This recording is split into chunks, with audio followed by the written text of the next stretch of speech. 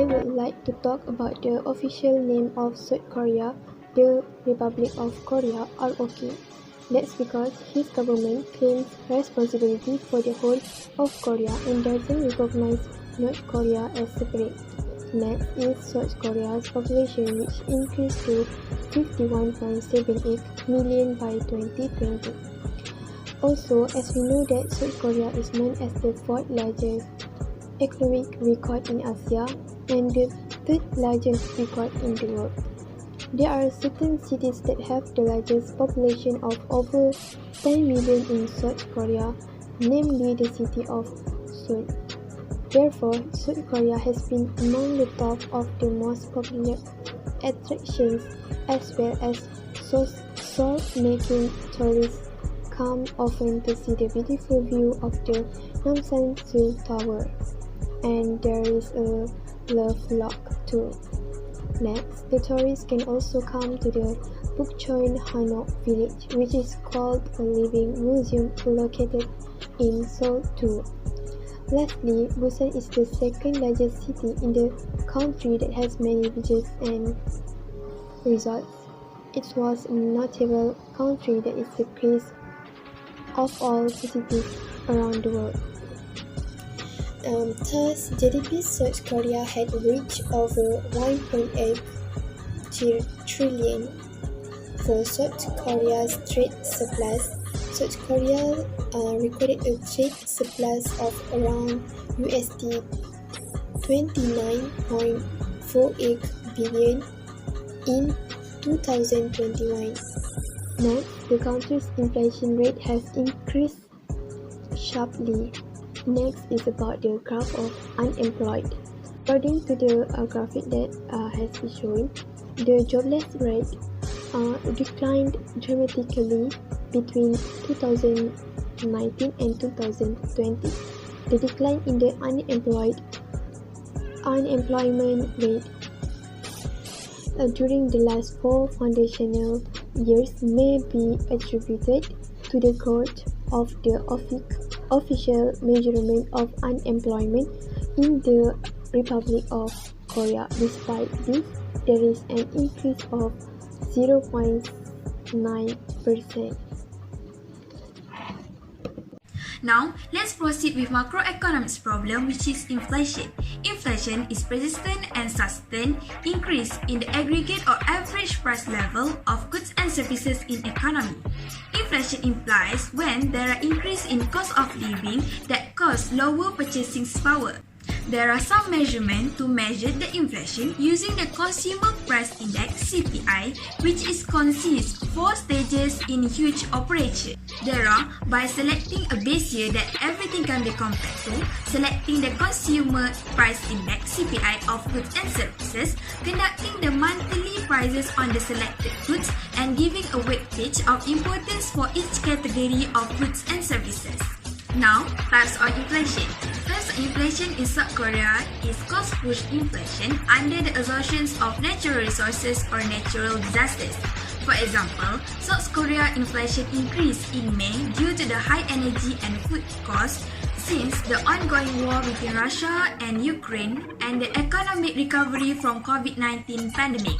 For the impact will come with the various ways like positive or negative perspective. The impact of South Korean inflation is redistribution of income and wealth. There are two separates of persons like gainers and losers in the society. For example, the gainers is the businessman and the loser is the person who earn wages and salary. Now, I will explain why the gainers is the businessman and the losers is the person who earn wages and salary. The businessman will get more profit by increasing their product's price level, while the person who earn wages and salary in their real value of income will decrease because of their wages or salaries are slow to adjust with the increase in the goods and services prices. Let's continue with the second microeconomic problem, which is unemployment. Unemployment is a situation that arises when people who are in the working age group are able and willing to work but unable to get a job. There are two methods of measurement to measure the rate of people who are jobless. Firstly, the labor force participation rate is calculated based on the proportion of the labor force divided by the working age population.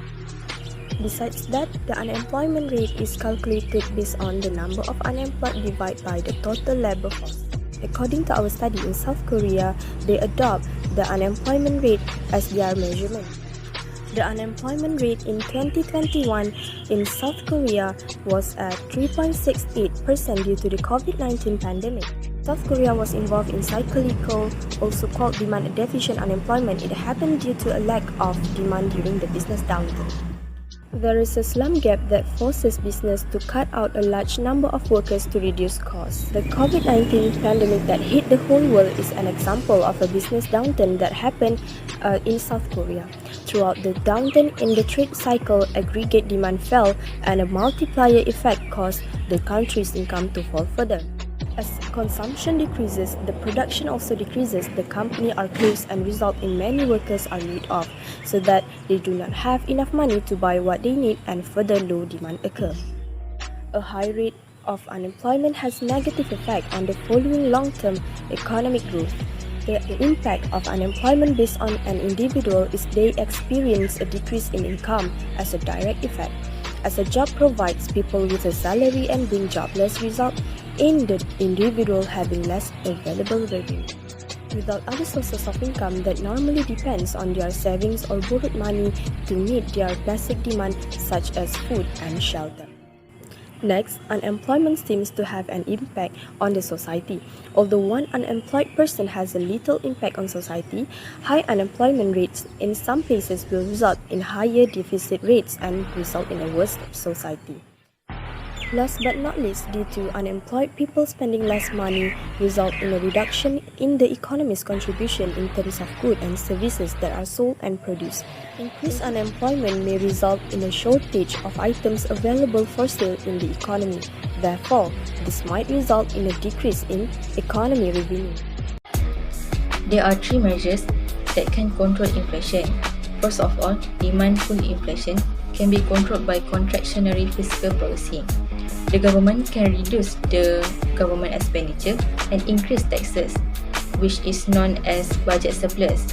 The government can cut salary and postpone the development project in order to decrease the government expenditure, while to increase taxes can implement by a regressive tax structure or increase the indirect taxes on services and goods. Recently, the government of South Korea has raised the tax rate from 42% to 45%. By that, the aggregate demand and price level will decrease as well as inflation. Next, inflation can be controlled by contractionary monetary policy. The Bank of Korea (BOK) can raise the base lending rate or bank rate. In other words, the loan will be reversed again since the BOK has the authority to force the bank rate to increase. In 2021, the news said that the BOK will raise the bank rate from 0.5% to 0.75%. This will make the aggregate will decrease and the inflation rate will drop. Lastly, cost-push inflation can be controlled by direct control measure. The government should directly control the price level of goods, especially necessary goods, since South Korea was near the crisis level of food inflation. The core inflation increased by 3.4%, which is the highest inflation that happened in South Korea. The government should either fix floor price or ceiling price in order to keep the general price level low. Rationing should be applied if the price control method fails. The consumer will be given the coupons in order to buy goods or services, but it is inconvenient since it will lead to the corruption and black market. Unemployment represents the number of people in the workforce who want to work but cannot get jobs. Unemployment is frequently used to assess the health of a country's economy. After discussing some of the issues surrounding unemployment in South Korea, which is a cyclical unemployment type, our group decided to pursue fiscal policy and monetary policy in order to address the concerns. This policy refers to the government altering its government expenditure and tax rate in order to impact the country's economy and to increase money supply. In South Korea, we discussed the issues and came to the conclusion that the government should employ fiscal policy and monetary policy to stimulate the economy. This action might be conducted by enacting an expansionary fiscal policy and monetary policy in order to encourage economic activity and economic growth. The government will raise its expenditure under the expansionary fiscal policy, which will have a direct impact on aggregate demand. Depending on whether areas of government expenditure are raised, it is likely to contribute to better economic growth, and the government will open market operation and lower the interest rate under the monetary policy. South Korea can focus on expansionary fiscal policy in order to reduce the unemployment rate in their country. The expansionary fiscal policy entails increasing government expenditure or decreasing taxation. Government expenditure can be a valuable economic policy tool for government. An increase in government expenditure directly increases demand for goods and services, which can help increase output and employment. The research shows that South Korean government expenditure as a percentage of GDP is 23.38% in 2020. It is an average percentage when it is compared to other countries. South Korea should focus more on increasing its government expenditure by creating more development projects which will increase aggregate demand via the multiplier effect. Production will increase, hence reducing the cyclical unemployment in South Korea. Government expenditure is classified into three categories, which is government consumption, transfer payment, and interest payment. The purchase of goods and services by the government is known as the government consumption. Road and infrastructure repairs, national defense, school, healthcare, and government worker salaries are some examples. Transfer payment are government payment to individual. Such payments are made without the exchange of goods and services for benefit, veteran and civil service pension, foreign aid and social assistance payment. The interest paid to holders of government bonds such as saving bonds and treasury bills is referred to as interest payment. Other than increasing government expenditure, South Korea should decrease its taxes. South Korea's tax burden percentage by GDP is 26%. It is more than 20% and it is relatively high compared to other countries. Therefore, South Korea really needs to focus on decreasing its taxes. A reduction in taxes such as excise tax, service tax, sales tax, income tax, or corporate tax will increase consumption and induce investment, thereby increasing aggregate demand and production and reducing cyclical unemployment. Contributing to a retirement account through an employer-sponsored plan or an IRA, individual retirement account, is an effective way to reduce taxable income. Both health spending account and flexible spending accounts help to reduce taxable income during the year in which contributions are made. Moreover, South Korea needs to take care of its monetary policy. Expansionary monetary policy works by rapidly increasing the money supply or lowering short-term interest rate.